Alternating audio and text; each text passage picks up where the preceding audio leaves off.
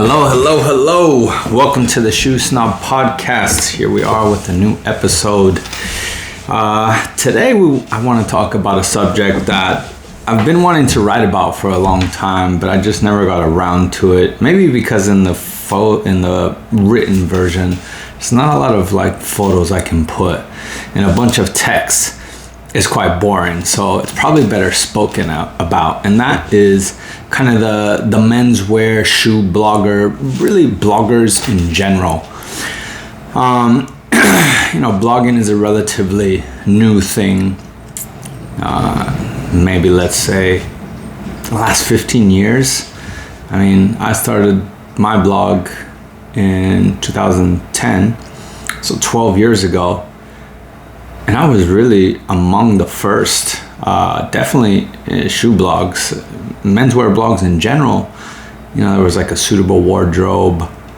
I don't know if you could call the sartorialist a blogger. He was more just an image content creator, really one of the first content creators. Didn't really write a ton. Of course, there was Permanent Style, Percy and Gentleman. The ones that are still, besides the suitable wardrobe, still big to this day. As a blogger, I've gone through, a world of ups and downs and chaos and changing and upgrading and losing and gaining, and it's a job in itself. Can be a lifestyle, I guess, if your blogging is your main source of income, so to speak. But it definitely comes, with its positives and its negatives. So I guess what prompted this is not so much feedback that I've had, but just in general. I mean, I've read about it, about my own personal feedback from others. But really, a lot of it stemmed from Simon Crumpton of Permanent Style and getting a lot of flack from people basically saying he just gets free stuff. I mean, the reality, and when somebody gets free stuff, how can you trust them? So this is the broad topic of today's post. If a blogger doesn't pay for it, how can they be honest? Now, I can see that argument. I can, because a lot of people shill in this world. A lot of people will sell their soul for free stuff or money or whatever. And so it can be hard to trust somebody without knowing what's behind that. An exchange of goods or services for content, or an exchange of money for content. Obviously, positive content is what the exchanging person is going to want. And I guess my logic is more about trust. And obviously, when you become somebody in the industry, you became that somebody for a reason. People obviously trusted you, looked up to you, appreciated your word. And so, I don't know, maybe it's me, because I like to think that I practice common sense on a daily basis, but I just feel there's it's so obvious when somebody's selling something for, selling content, in the sense that writing positive reviews to brands that are basically crap, and in exchange for money or free goods. So, I always found it funny. Not so much me, because I write about shoes of all kinds of prices, from $300 shoes to $3,000 shoes. But, people in the higher, and more in menswear, because suits are a lot more expensive than shoes are, and so are overcoats. So I always found the comments about Simon in particular that, if he doesn't get it free, he's just going to write good stuff. And it's I always found it funny that readers of blogs assume that bloggers can afford $10,000 garments. I mean, how much do you think we make? You know, if bloggers were rich, they wouldn't be doing blogging. I guarantee you that. Most bloggers actually enjoy what they're writing about. They care about that industry, you know, so to speak. So yeah, it's nice to be getting that stuff for free in exchange for giving your opinion on it. I'd like to think that, especially the bloggers that have been around the block for a long time, you know, are going to be honest in their critiquing. Not only because feedback doesn't always have to be negative, it can be positive criticism, because, you know, we all need it. No brand or product is perfect. I mean, there's subjective opinions on the latter, but on the contrary, excuse me. But we always have something to learn and to work on and to be better at. It's just human nature. So, you know, like, I've received criticism in my life, and you look at it, if you look at it objectively, if you step outside of your own ego and you look at it, it can help you grow as a brand. So, you know, when I shared my criticism of Bridlin shoes, you know, I then spoke with the owner, and he wanted to try to correct those things that I saw, and I think because of that openness, he's going to be successful. If you just close yourself off to criticism and you think that you can't do better, you can't be better, you're not going to succeed, because you're just stuck in an ego trip that's eventually going to trip you up. And so, you know, I don't really see stuff as negative, so to speak. Granted, I also personally won't take something that I know I won't like, and I'm quite sure other big bloggers do that too. If they know they're not gonna like it, it's a waste of time to write about it. We don't care about a free product. We don't get paid to ruin our reputation in a video or a post. So I find it so funny when people are criticizing the people that get free bespoke suits. Oh, if he can't buy them, if he's not buying them, I can't trust what he says. Again, on what planet do you live on where you think bloggers buy $10,000 bespoke suits? Do you know who pays for $10,000 bespoke suits? Multi-millionaires. You know, not even a guy who earns $500,000 a year probably is buying bespoke Huntsman suits or bespoke suits in general. These are the upper echelons of society, financially speaking. And so, yeah, I mean, truth be told, I don't pay for any of the shoes that you see that I talk about. Why would I? I have my own shoe brand. I mean, I know that's how you can trust me. You know, I can't make an argument for everybody else. I can just do logic. I can use common sense. You know, people send me stuff because they want exposure, and I'm happy to have content and also share things with you guys, you know, because I find it interesting. I love shoes.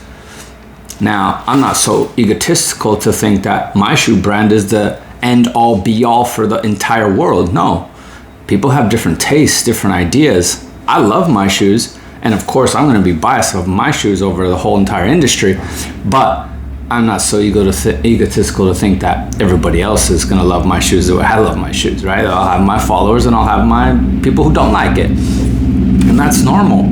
So for the people who don't like my brand, I'm happy to share all the other brands of the world, because at the end of the day, I just want to see men wearing better shoes. So I know that most of you who followed me get that, and you can trust me because of that, because it's wild to think that a guy who owns a shoe brand talks about what other people will perceive as his direct competition.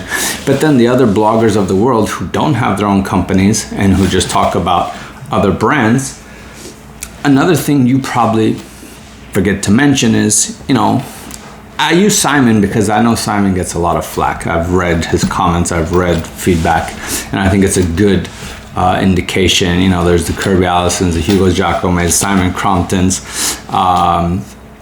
These are mainly the kind of bigger menswear ones. I know there's bloggers from other realms that I'm not so familiar with.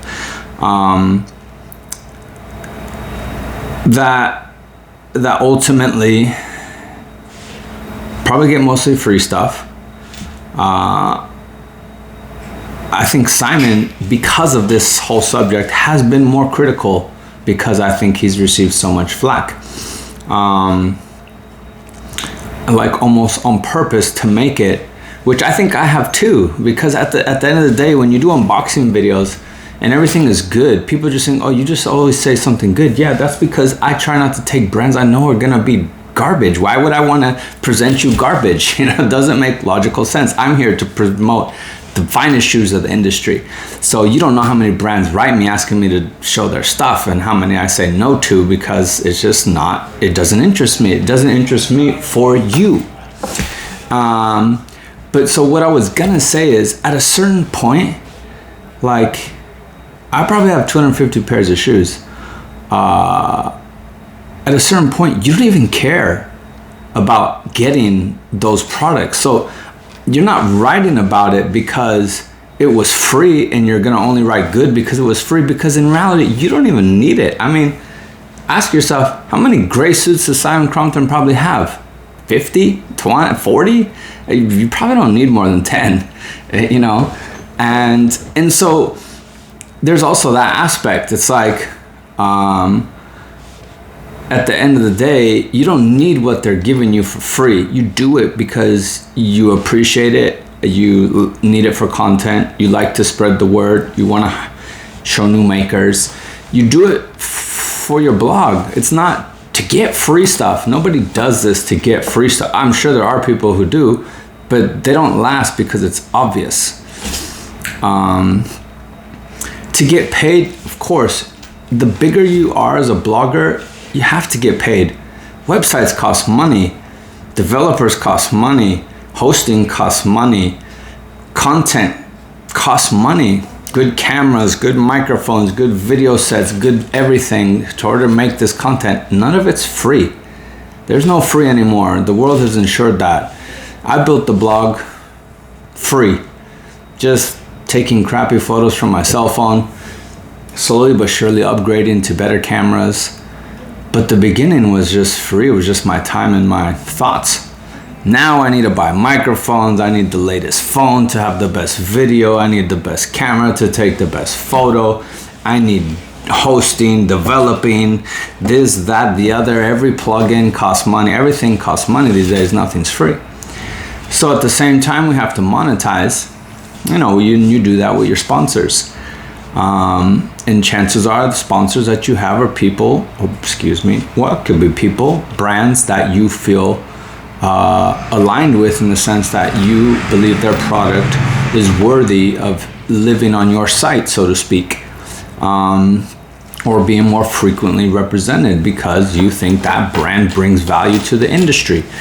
And these are all normal things. It's the same thing like any other industry. So I just find it funny when people love to critique menswear bloggers like, oh, they just get free stuff. They just write about this and that because it's free. No.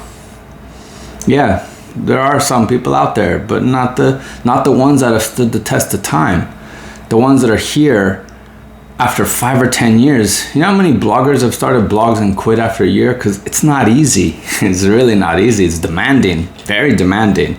I don't even want to imagine how many emails the Kirby Allisons, the Simon Cromptons, the Hugo Jacomes get a day. Thousands. At one point, because my blog was really among the first shoe blogs in the world of that caliber, writing about what I was writing about, and then everybody in the world started writing about shoe care. I got so many emails a day that were almost novel-like that I had to turn my email off.